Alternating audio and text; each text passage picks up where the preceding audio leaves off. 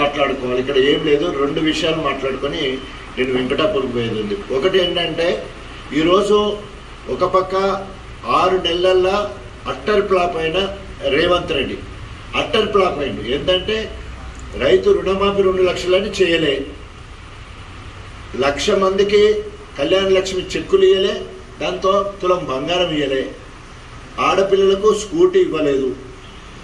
అదేవిధంగా job calendar release చేస్తా అన్నాడు, జాబ్ క్యాలెండర్ 2 లక్షలకు చేయలేదు. మెగా డిఎస్సి తీసుకొచ్చి జిల్లా స్థాయిలో ఉద్యోగాలు ఏ జిల్లాకు ఆ జిల్లాకి ఇస్తున్నాడో డిఎస్సి ప్రకటించలేదు. తర్వాత బోనస్ ఓట్లకు 500 బోనస్ అన్నాడు, అది లేదు. తర్వాత పెన్షన్ 2,000 నుండి 4,000 చేస్తాడు, అది చేయలేదు. సో ఒక్కటే ఆర్టీసీ బస్సు ఒక్కటి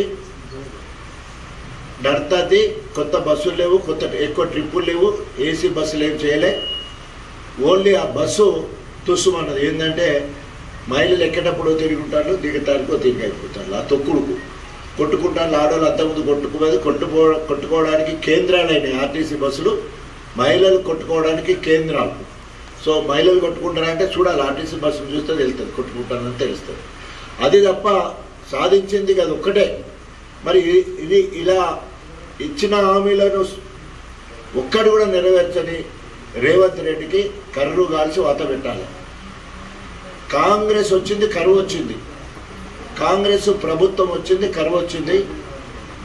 బిడ్డొచ్చిన వేళ గొడ్డొచ్చిన వేళ అంటారు. అంటే మన ఉప్పుగల్లు రిజర్వాయర్ సాక్ష్యం ఆకేరు వాగు మీద ఉంటే ఎప్పటికీ మత్తడి పడుతూనే ఉండేది, నీళ్ళు ఇట్లా ఎప్పుడు పడుతూనే ఉండేది.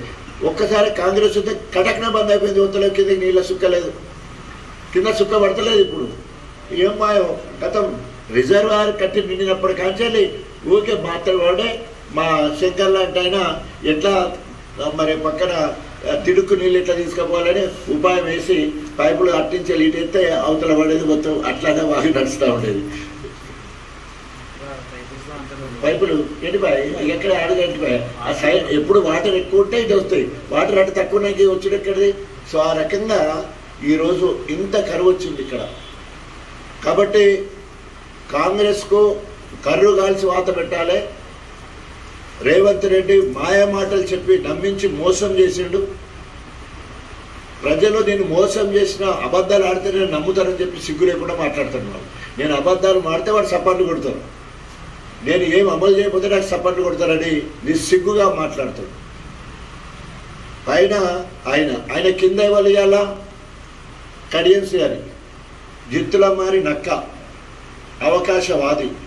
మిమ్మల్ని అందరినీ అంటే దాదాపు 1,00,000 మంది ఓట్లు వేస్తే 92 ఓట్లు ఇందిరాకి వస్తే 7-8 వేల ఓట్లతోటి సాగు తప్పి కన్నులు ఉండబడ్డట్టు మీ అందరి ఆశ్రయంతో గెలిచింది. నమ్మక ద్రోహి కేసీఆర్ గారి దగ్గర బ్లాక్మెయిల్ చేసి ఆయన టికెట్ తెచ్చుకొని 20 అసలైన తొలి వెలుగు. ఫాలో వాట్సాప్ @తొలి వెలుగు official.